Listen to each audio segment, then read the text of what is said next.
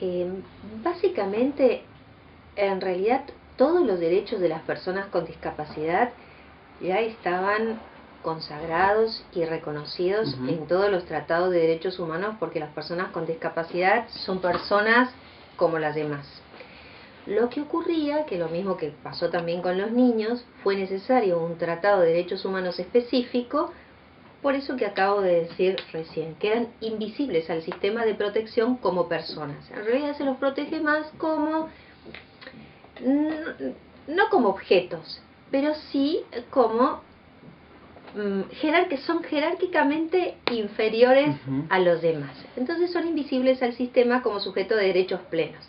Por eso fue necesario esta convención. La Convención sobre los Derechos de las Personas con Discapacidad, lo más valioso que trae, lo más valioso, y ese es el verdadero aporte, es que fue pensada, primero que es el primer tratado del siglo XXI, y trae muchísimas novedades con relación al resto de los tratados, en su metodología.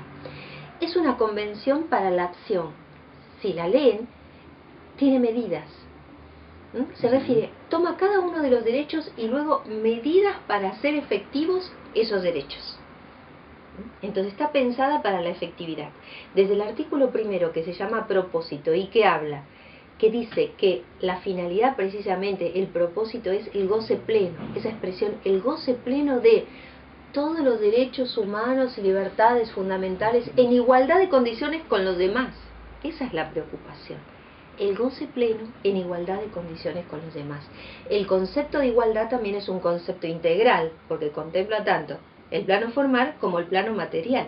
Al contemplar el plano material, la dimensión material, a lo que está enfocando es a la remoción de los obstáculos que en la vida cotidiana y de hecho le obstaculizan a las personas, se constituyen como barreras para que los puedan ejercer plenamente. Entonces, ¿de qué va a tratar la Convención? Va a tratar de aquellas medidas que los estados principalmente deben adoptar para ir removiendo todos los obstáculos. La novedad, lo interesante, es que lo que está proponiendo es un cambio, una transformación profunda de la sociedad, una transformación profunda del nosotros. Porque antes las miradas, ¿cuáles eran? Las miradas predominantes era que la persona con discapacidad tenía que rehabilitarse para adaptarse a, siempre la persona con discapacidad adaptarse a nosotros, o sanarse o rehabilitarse o adaptarse. Acá la propuesta es distinta. Eso era la integración. Acá no propone integración, propone inclusión. ¿Inclusión qué implica? Que el cambio tiene que venir de nosotros respetando las diferencias. Se los respeta como personas, respetando sus diferencias. Ese es el gran cambio, el de la sociedad inclusiva, la construcción de una sociedad inclusiva. Lo que es dificilísimo. Es dificilísimo porque esto de que nosotros tengamos que cambiar, y cuando digo el nosotros quiero decir los que construimos al otro discapacitado como otro, que lo construimos como formación, de sensibilización, campañas, empezar a trabajar, de hecho también con las personas con discapacidad desde las primeras etapas de la vida. La Convención tiene ese enfoque de los ciclos de vida, ¿viste? Le da mucha importancia al tema de los niños, de las niñas, tiene también una especial consideración a las mujeres, y en el capítulo de mujeres habla de potenciar a las mujeres con discapacidad. Innovaciones muchísimas. Aporte, yo creo que en el plano de los derechos estaban todos. Lo que ocurría que las personas con discapacidad, en particular con discapacidad mental e intelectual, que son las más vulnerables de todas las personas con discapacidad, tenían la peor parte porque se los declaraba incapaces judicialmente y se les nombraba un curador, y el curador es que es un representante, alguien que habla por uno. Bien, sea que... Perdón, ¿cuál es el origen en el campo jurídico de esta concepción? El origen histórico. En realidad yo creo que el derecho es funcional a las sociedades.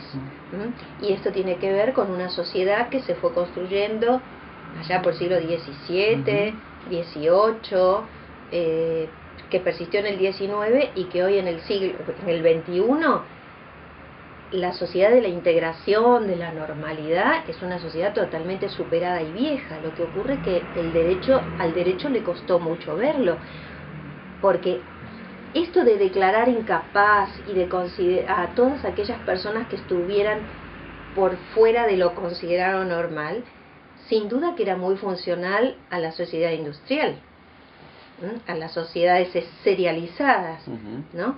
Pero hoy por hoy no es funcional, porque hoy vivimos en un mundo plural donde reivindicamos las diferencias, donde ni siquiera es funcional al sistema. Hoy no necesitamos, los modos de producción han cambiado. Lógico, claro. No necesitamos el ritmo fabril. Los que no respondían a la serie y al ritmo fabril quedaban por fuera del sistema. O se los patologizaba, por eso es Poder Judicial, unido al sistema médico, se incorpora el informe pericial al proceso judicial y declara a las personas incapaces. Y eso persiste y no se lograba ver. Estaba tan naturalizado, está tan incorporado, que incluso de hecho a las personas declaradas incapaces le decíamos insanas. El lenguaje que no es jurídico, es la ley que es insano. Lo que ocurre es que recurrías al sistema médico, la pericia médico-psiquiátrica, para que, mediante el diagnóstico, le diera el sustento al juez para que declarara a la persona incapaz y le nombrara un curador. Bien, y son viejos institutos. Claro.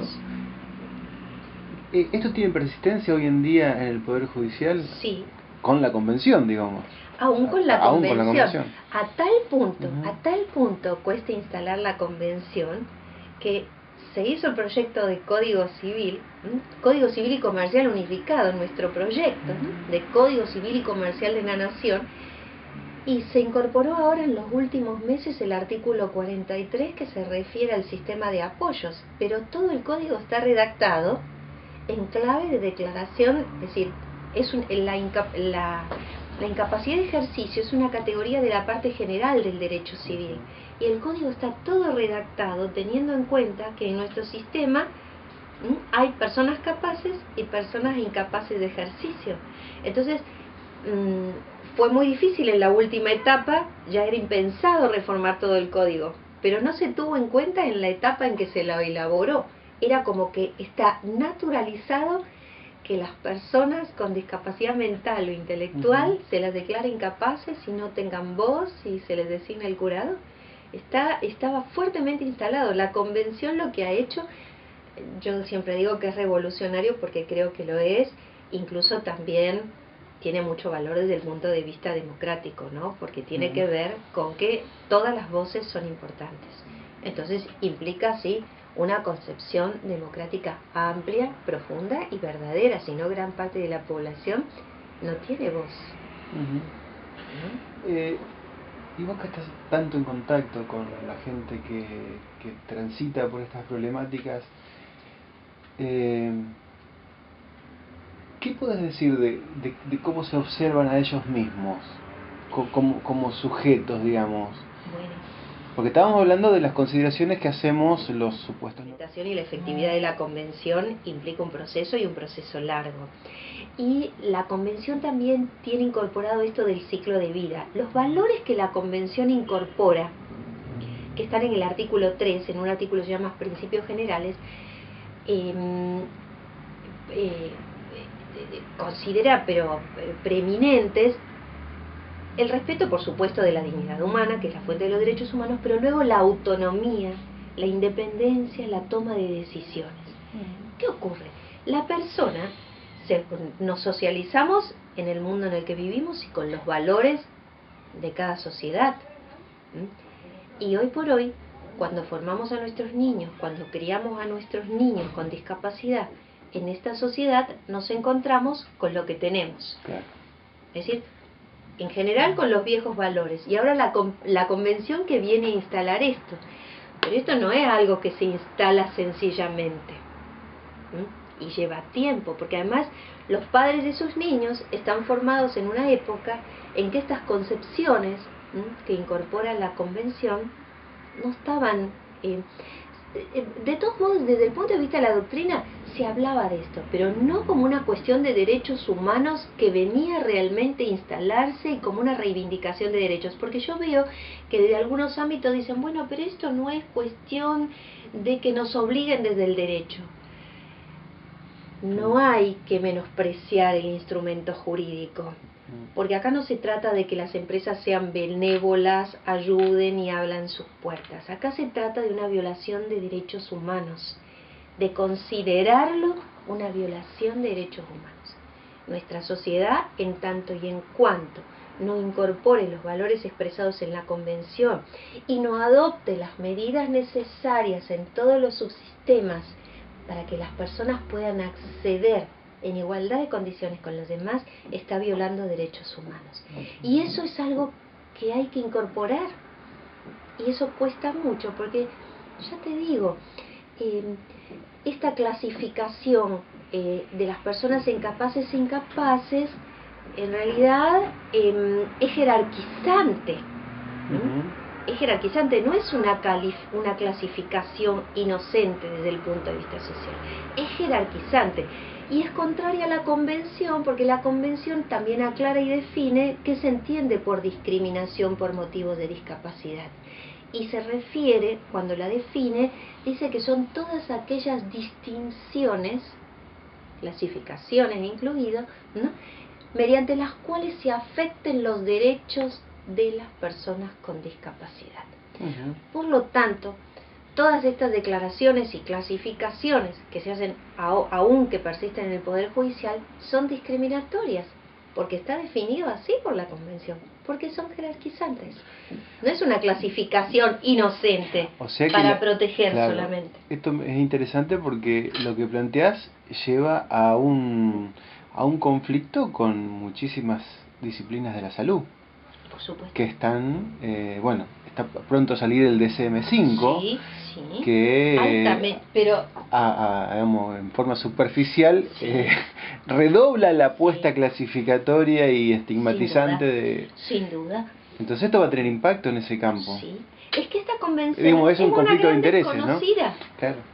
Es una gran desconocida como Tratado de Derechos Humanos. Se pensó que era un tratado que venía, como siempre cuando hacemos una ley para las personas con discapacidad, uno se siente bien, como que no le hace bien a la conciencia de uno, canaliza uno algunas otras cuestiones que son más para que las expliquen los psicólogos, que ¿no? Pero esto no es ni las personas con discapacidad en este tratado vienen a decir, nosotros queremos que se nos respete como lo que somos. De hecho, en ese artículo donde se expresan los valores de la Convención, que es el 3, habla, el último inciso se refiere al al respeto del derecho a la identidad de los niños, porque es una tremenda violación del derecho a la identidad. Cuando vos a una persona la clasificás como incapaz y la corres, estás violando su identidad, porque no la reconoces como lo que es, le pones una categoría y a eso todos unos efectos que están allí regulados, y la persona en su individualidad, en su particularidad, todos los aportes que podría hacerle a la sociedad si no se la escucha. O algo muy interesante, cuando se hizo la Convención en Naciones Unidas, el lema, la consigna que ellos tuvieron era nada sobre nosotros sin nosotros, y eso a nivel local, en los países, porque no están tan organizados, y además, porque ya te digo, me da la impresión de que es un proceso, porque las personas con discapacidad no vienen formadas, socializadas para la autonomía, para la toma de decisiones autónomas. Por el contrario, el sistema sobreprotege, protege y sobreprotege.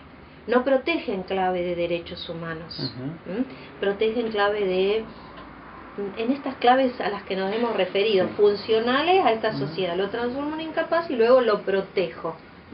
Pero hoy la protección es la protección en clave de derechos, con enfoque de derechos. Y la protección en clave de derechos significa protección de los derechos de las personas. Hoy no se habla de protección de personas, protección de los derechos de las personas, tanto respecto de los niños, respecto a las mujeres, respecto a las personas mayores y respecto a las personas con discapacidad, ¿no? Entonces, yo digo proceso porque me da la impresión de que van a tener que ir transitando algunas generaciones para que las personas con discapacidad desde niños se vayan formando para la toma de decisiones. porque la autonomía, que es uno de los valores clave de la convención, no se puede ejercer de hoy para mañana. Si yo no tengo el músculo preparado para ejercer la autonomía, no puedo tomar decisiones. Mira, yo en la playa a la que concurro, hay chicos con discapacidad intelectual. Entonces ves las distintas familias. Cómo algunas familias han criado a sus chicos, que los vi desde pequeños y ahora son adolescentes. Entonces veo aquel que los papás les soltaban la mano cuando ingresaban a la playa, que iban a la pileta, que los dejaban moverse y correrse sin tomarlos de la mano. Hoy los ve, uno de ellos lo tengo presente y lo estoy viendo. Un muchachito que va a la pileta, que se enoja, que va a buscar su Coca-Cola al kiosco, que hace toda una serie de actividades en la playa, porque sus padres y su familia y su entorno le fue facilitando esto, lo fue entrenando para ir tomando él decisiones. Y sin embargo hay otra familia que tiene también una niña que es ahora adolescente, y lo que yo veo es que continuamente pasan con ella por los pasillos, pero siempre de la mano. Y es una muchacha grande, ya no es la niña que yo conocí hace unos años atrás. Entonces, con los papás hay que trabajar mucho, y con las familias, ¿no? Tiene que haber espacios a nivel local, municipal, provincial, nacional. Es tarea para todos de formarlos en esto, ¿no? De mostrarles que la convención es una convención para la libertad y para la independencia de sus hijos, y que eso implica riesgos, que ese es otro grave problema. La libertad implica riesgo, Exactamente. pero también implica una vida con muchísimo más valor. Pero la vida implica riesgos. Es que eso es lógico. Pero para eso te tienen que considerar persona. Claro. Persona, que no sos de nadie para que... ¿no? Uno no es de nadie, uno es de uno. Entonces desde pequeño, el niño, aunque tenga discapacidad intelectual, formarlo para que él sea él como persona libre, ¿no? De que en la playa, en los deportes, la escuela, trabajar por una educación inclusiva, ¿no? por... Esa es otra tarea que tenemos por delante, porque hay un enorme respeto, y yo sin duda también lo respeto, que es la educación especial. ¿Qué opinas sobre ese tema? Con toda franqueza, lo que estaba empezando a decir, le tengo respeto, consideración, porque sé que lo han hecho a partir de una concepción de la discapacidad diferente. Pero la concepción de la Convención sobre los Derechos de las Personas con Discapacidad no es la de la escuela especial, es la de la escuela para todos, es la de la escuela inclusiva. Entonces los niños, con el apoyo, deben concurrir al colegio, que es de todos y para todos. Eso es lo que dice la Convención. Claro. Educación inclusiva.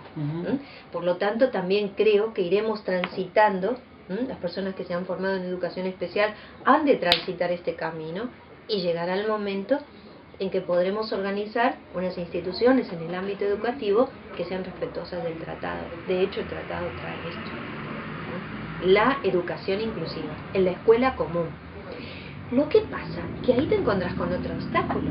¿A cuántos padres ya he oído decir: no, pero porque la maestra no se puede estar ocupando, porque en realidad eso va en desmedro del nivel de los otros? Bueno, eso tiene que ver con qué sociedad estamos construyendo. Claro. Si es una sociedad donde vamos a separarnos, está otra vez lo de la normalidad y la normalidad. Aunque nos duela, yo hablo de los normales y los subnormales, hay que asumir lo que uno está construyendo. Y estamos construyendo esto.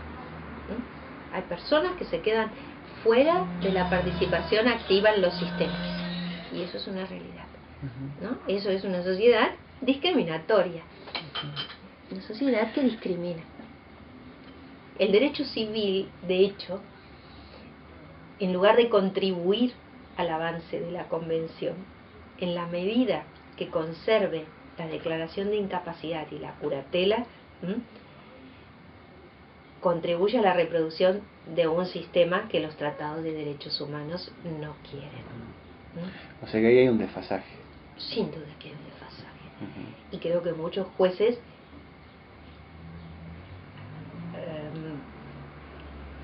que aún son minoría, en la medida que se vayan formando en la Convención, van a observar esto y cuando se encuentren con esas viejas instituciones dirán lo que deben decir conforme su deber, porque no es que es optativo para el juez.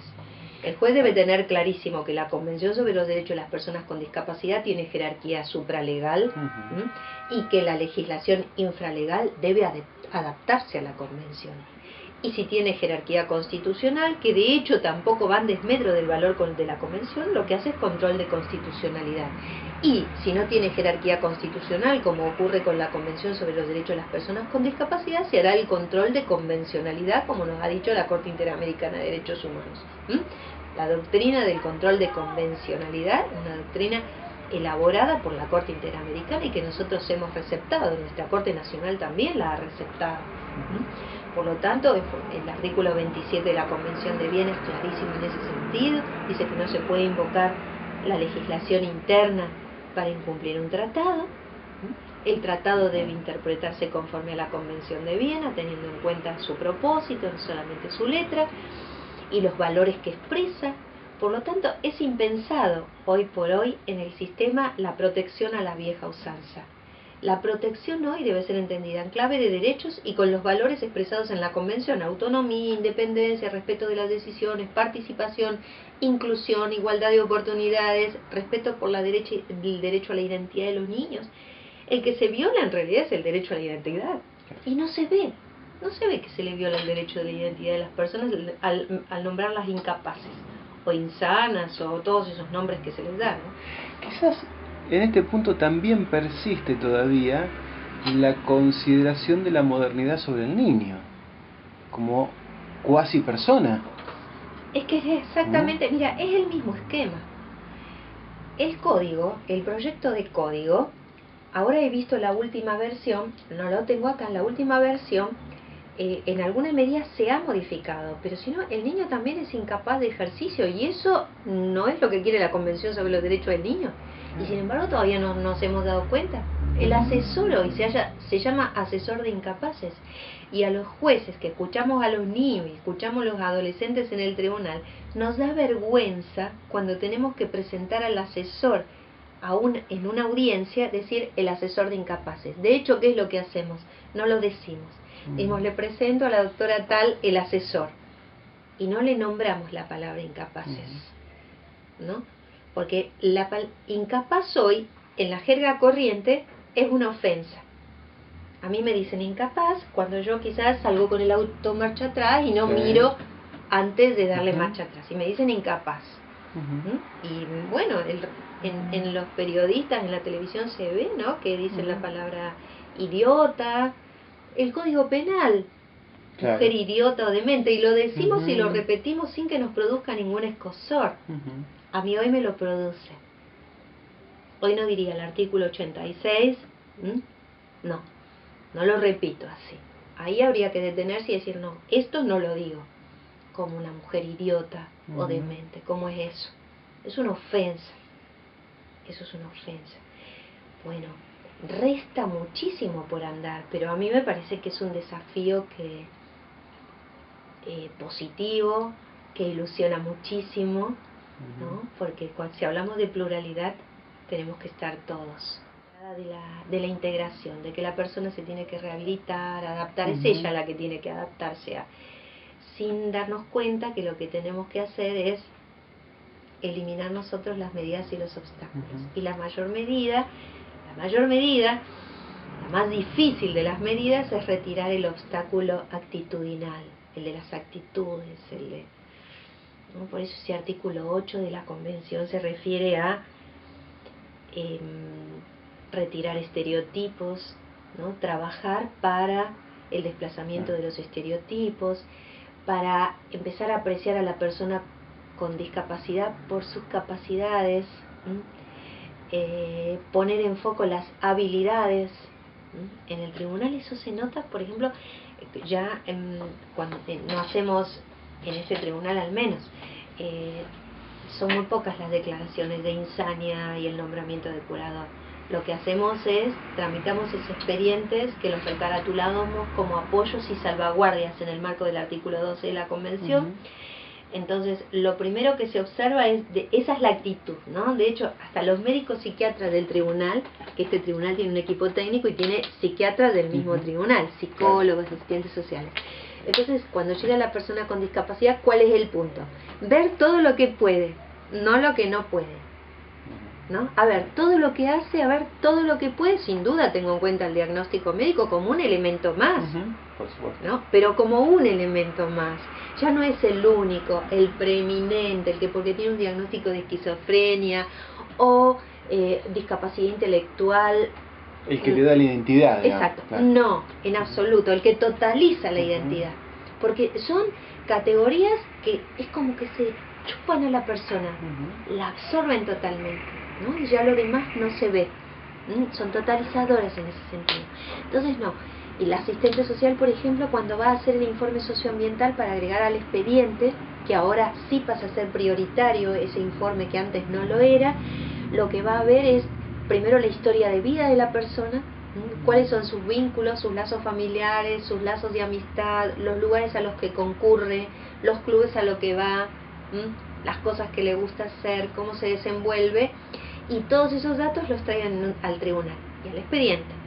Entonces, pues a nosotros nos es más sencillo citar a aquellas personas que van a conformar el apoyo o el grupo de personas de apoyo, porque en ese expediente ya nos vinieron los datos sobre cuál es la red de confianza de la persona.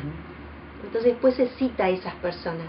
O sea, viene la mamá, una hermana, un amigo, y esa es la audiencia que se hace en el tribunal ya con todos, con las personas de referencia del informe socioambiental y con la persona con discapacidad. Y cambia muchísimo, ¿no? Y ahí uno aprende, como juez, como operador judicial, aprende a que la persona con discapacidad tiene mucho que decir, que nunca se le escuchó, y pensar que no está formada para hablar, porque imagínate si estuviera formada desde pequeña para hablar. Mira, en esa entrevista que te mencionaba antes del otro día, de una chica treintañera, ¿no?, que estaba yendo a un hogar de día, vinieron a la entrevista, vino ella, su mamá y las chicas del hogar de día, ¿no?, una trabajadora social, una psicóloga. Entonces entraron acá a este despacho todos. Ella se sentó ahí, estaba el abogado también que te comenté, que no la saludó porque no la debe haber considerado persona de su interés. Bueno, se sentaron acá, la madre se sentó allí, y en los sillones las trabajadoras, las operadoras del hogar de día. ¿Y sabés qué me ocurrió? La chica tenía su ritmo para conversar. Yo le preguntaba, hablábamos, pero ella tenía su ritmo, ¿no? Que no es nuestro ritmo. Que eso ya vale en algunos espacios para descalificar. No es el ritmo de la tele, que tienes que contestar, no. Entonces la madre, una mamá bien sobreprotectora, pero de hecho interesante e inteligente, porque reivindicaba ese espacio, ese hogar de día donde la chica estaba realizando tantas actividades y no quería perderlo. Cuando yo le preguntaba a la hija cosas de su vida personal y de su vida en el hogar de día, como tardaba en responderme, ella quería responder y tomaba la palabra. Tomaba la palabra. Entonces hubo que decirle, señora, tenemos todo el tiempo que su hija necesite para hablar. ¿Comprendés? Ella tomaba la palabra. Porque está acostumbrada a esto, porque de hecho si se va a comprar ropa, no le tienen la gente no le tiene paciencia, y tampoco se dirige a la hija. Este tratado lo pelearon ellos y lo lograron. Y eso ya les ha dado poder. Este lema de nada sobre nosotros sin nosotros, a mí me da la impresión de que va a ir haciendo camino. Van a ir tomando conciencia, van a buscar los apoyos cuando ellos no puedan, los apoyos, para ir haciendo ese camino. Va a costar muchísimo, porque tiene dos sistemas fuertes enfrente, dos obstáculos enormes, que son el judicial y el médico. No son dos poderes menores. Sí. Sobre todo en la industria. La medicalización de la vida. ¿Sí? La medicalización de la vida, ¿no? Esto también de considerar la discapacidad intelectual como una enfermedad, no es una enfermedad, dice Naciones Unidas. El relator de salud de Naciones Unidas dice, la discapacidad intelectual no es una enfermedad. Y nosotros todavía seguimos llamándoles retrasados mentales, retraso mental leve. Para una persona es una ofensa decirle retrasado, son retrasados. A mí cuando me dicen retrasada, me lo dicen para ofenderme. Pero, sin embargo, hay personas que son, ¿qué son eso? como identidad, Es un retrasado mental. Además creo que tenemos vocación democrática, creo que queremos ser democráticos y queremos sumar voces, aún diferentes y con otros ritmos.